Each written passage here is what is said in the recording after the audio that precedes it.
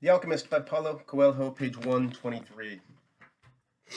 Don't think about what you've left behind, the alchemist said to the boys that began to ride across the sands of the desert. Everything is written in the soul of the world, and there it will stay forever. Men dream more about coming home than about leaving, the boy said. He was already accustomed to the desert's silence.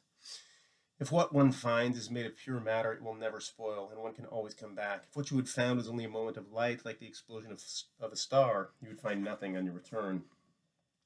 The man was speaking the language of alchemy, but the boy knew that he was referring to Fatima. It was difficult not to think about what he had left behind. The desert, with its endless monotony, put him to dreaming.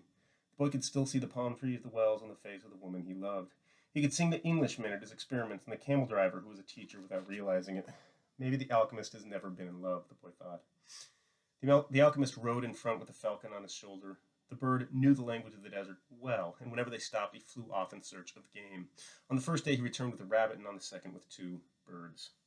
At night, they spread their sleeping gear and kept their fires hidden. The desert nights were cold and were becoming darker and darker as the phases of the moon passed. They went on for a week, speaking only of the precautions they needed to follow in order to avoid the battles between the tribes. The war continued, and at times the wind carried the sweet, sickly smell of blood. Battles had been fought nearby, and the wind reminded the boy that there was the language of omens, always ready to show him what his eyes had failed to observe. On the 7th day, the alchemist decided to make camp earlier than usual. The falcon flew off to find the game, and the alchemist offered his water container to the boy. You're almost at the end of your journey, said the alchemist. I congratulate you for having pursued your personal legend. And you've told me nothing along the way, said the boy. I thought you were going to teach me some of the things you know. A while ago, I rode through the desert with a man who had books on alchemy, but I wasn't able to learn anything from them. There's only one way to learn, the alchemist answered. It's through action. Everything you need to know, you have learned through your journey. You need to learn only one thing more. The boy wanted to know what that was, but the alchemist was searching the horizon, looking for the falcon. Why are you called the alchemist? Because that's what I am. And what went wrong when the other alchemists tried to make gold and were unable to do so? They were looking only for gold, his companion answered. They were seeking the treasure of their personal legend, without actually wanting to live out the personal legend.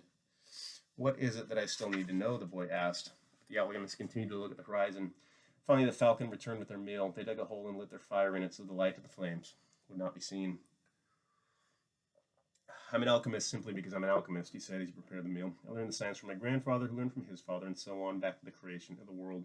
In those times, the masterwork could be written simply on an emerald. But men began to reject simple things and to write tracts, interpretations, and philosophical studies. They also began to feel they knew a better way than others had. Yet the emerald tablet is still alive today. What was written on the emerald tablet, the boy wanted to know. The alchemist began to draw in the sand and completed his drawing in less than 5 minutes. As he drew, the boy thought of the old king and the plaza where they had met that day. It seemed as if it had taken place years and years ago. This is what was written on the emerald tablet, said the alchemist when he had finished. The boy tried to read what was written in the sand. It's a code, said the boy, a bit disappointed. It looks like what I saw in the Englishman's books. No, the alchemist answered, it's like the flight of those 2 hawks. It can't be understood by reason alone. The emerald tablet is a direct passage to the soul of the world. The wise men understood that this natural world is only an image and a copy of paradise. The existence of this world is simply a guarantee that there exists a world that is perfect. God created the world so that through its visible objects men could understand his spiritual teachings and the marvels of his wisdom. That's what I mean by action.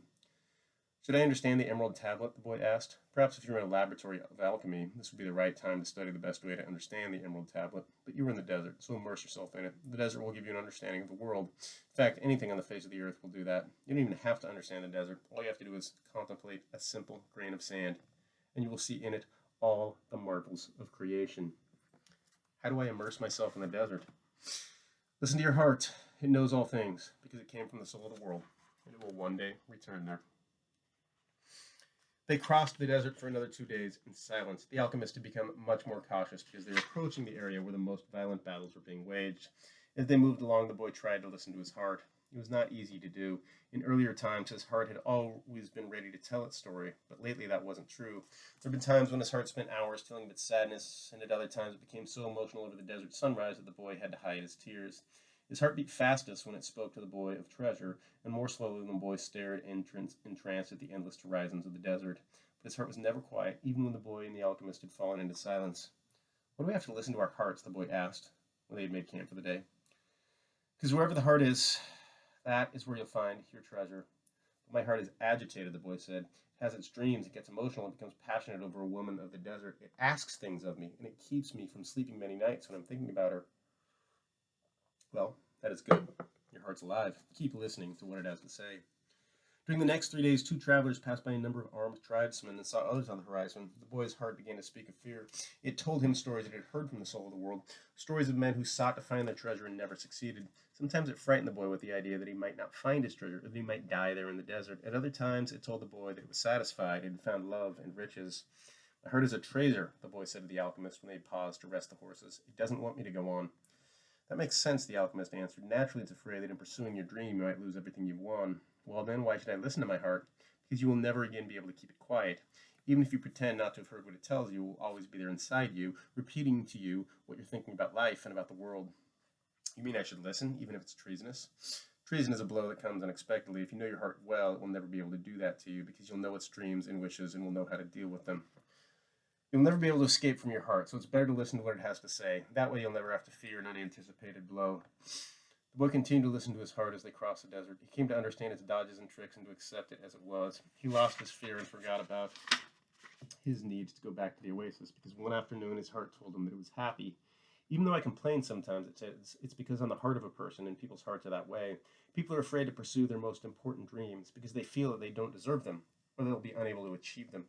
We, their hearts, become fearful just thinking of loved ones who go away forever, or of moments that could have been good but weren't, or of treasures that might have been found but were forever hidden in the sands. Because when these things happen, we suffer terribly."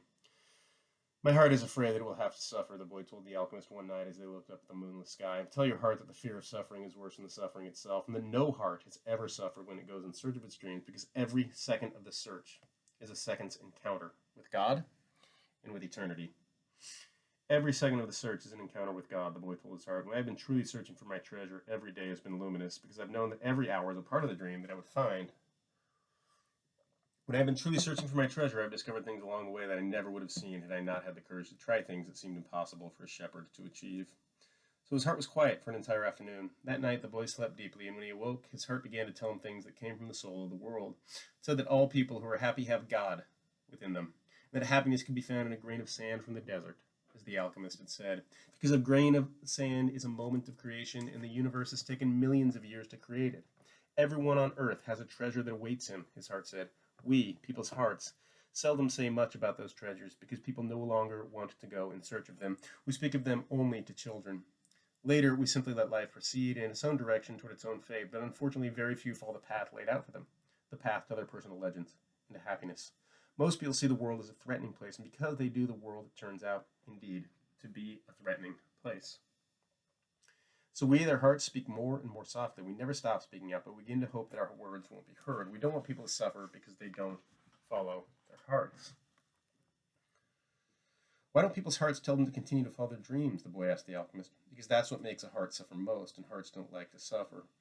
From then on, the boy understood his heart. He asked it please never to stop speaking to him. He asked that when he wandered far from his dreams, his heart pressed him and sound the alarm. The boy swore that every time he heard the alarm, he would heed its message. That night he told all of this to the alchemist, and the alchemist understood that the boy's heart had returned to the soul of the world. "So what should I do now?" the boy asked. "Continue in the direction of the pyramids," said the alchemist, "and continue to pay heed to the omens. Your heart is still capable of showing you where the treasure is." "Is that the one thing I still needed to know?" "No," the alchemist answered. "What you still need to know is this. Before a dream is realized, the soul of the world tests everything that was learned along the way. It does this not because it is evil, but so that we can, in addition to realizing our dreams, master the lessons we've learned as we've moved toward that dream." That's the point at which most people give up. It's the point at which, as we say in the language of the desert, one dies of thirst just when the palm trees have appeared on the horizon. Every search begins with beginner's luck, and every search ends with the victors being severely tested. The remembered an old proverb from his country. It said that the darkest hour of the night came just before the dawn. On the following day, the first clear sign of danger appeared. 3 armed tribesmen approached and asked what the boy and the alchemist were doing there. "I'm hunting with my falcon," the alchemist answered. "I'm going to have to search you to see whether you're armed," one of the tribesmen said. The alchemist dismounted slowly, and the boy did the same. "Why are you carrying money?" asked the tribesman when he'd searched the boy's bag. "I need to get to the pyramids," he said. The tribesman who was searching the alchemist's belongings found a small crystal flask filled with a liquid and a yellow glass egg that was slightly larger than a chicken's egg. "What are these things?" he asked. "That's the philosopher's stone and the elixir of life. It's the master work of the alchemists. Whoever swallows that elixir will never be sick again, and a fragment from that stone turns any metal into gold."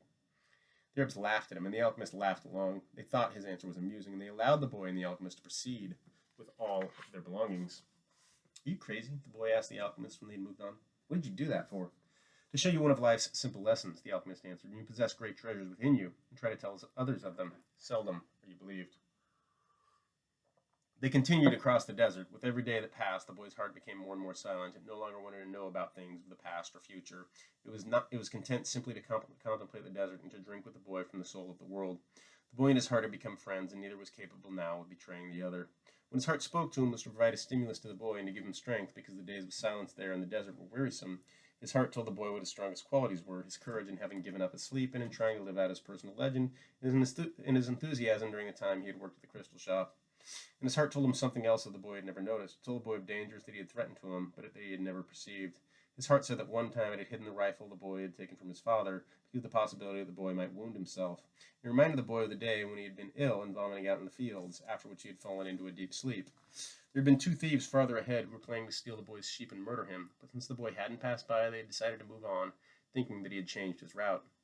Does a man's heart always help him? The boy asked the alchemist. Mostly just the hearts of those who are trying to realize their personal legends, but they do help children, drunkards, and the elderly too.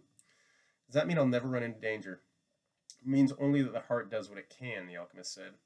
One afternoon they passed by the encampment of one of the tribes. At each corner of the camp were Arabs garbed in beautiful white robes with arms at the ready. The men were smoking their hookahs and trading stories from the battlefield. No one paid any attention to the 2 travelers. There's no danger, the boy said when they had moved on past the encampment. The alchemist sounded angry. Trust in your heart, but never forget that you're in the desert. When men are at war with one another, the soul of the world can hear the screams of battle. No one fails to suffer the consequences of everything under the sun. Things are won, the boy thought, and then, as if the desert wanted to demonstrate that the alchemist was right, 2 horsemen appeared from behind the travelers. You can't go any farther, one of them said. You're in the area where the tribes are at war. I'm not going very far, the alchemist answered, looking straight into the eyes of the horsemen. They were silent for a moment, and then agreed that the boy and the alchemist could move along. The boy watched the exchange with fascination. You dominated those horsemen with the way you looked at them, he said. Your eyes show the strength of your soul, answered the alchemist. That's true, the boy thought. He had noticed that in the midst of the multitude of armed men back at the encampment, there had been one who stared fixedly at the 2.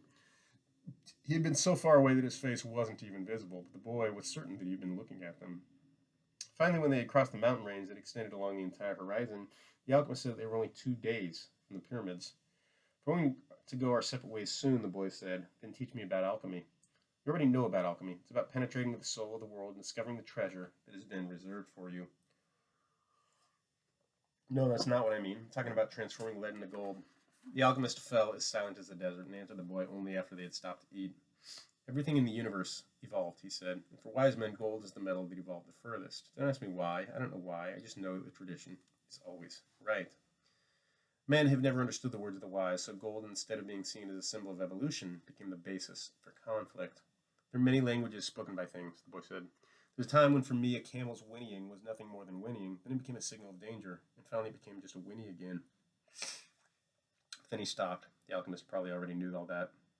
I've known true alchemists, the alchemist continued. They locked themselves in their laboratories and tried to evolve, as gold had, and they found the philosopher's stone because they understood that when something evolves, everything around that thing evolves as well. Others stumbled upon the stone by accident. They already had the gift, and their souls were readier for such things than the souls of others. But they don't count. They're quite rare. And then there were the others who were interested only in gold. They never found the secret. They forgot that lead, copper, and iron have their own personal legends to fulfill. And anyone who interferes with the personal legend of another thing will never discover his own. The alchemist's words echoed out like a curse. He reached over and picked up a shell from the ground. This desert was once a sea, he said. I noticed that, the boy answered. The alchemist told the boy to place the shell over his ear. He had done that many times when he was a child, and he had heard the sound of the sea. The sea has lived on in this shell because that's its personal legend, and it will cease doing so until the desert is once again covered by water. They mounted their horses and rode out in the direction of the pyramids of Egypt. The sun was setting when the boy's heart sounded a danger signal. They were surrounded by gigantic dunes, and the boy looked at the alchemist to see whether he had sensed anything, but he appeared to be unaware of any danger. 5 minutes later, the boy saw 2 horsemen waiting ahead of them. Before he could say anything to the alchemist, the 2 horsemen had become 10, and then 100, and they were everywhere in the dunes. There were tribesmen dressed in blue with black rings surrounding their turbans. Their faces were hidden behind blue veils, with only their eyes showing.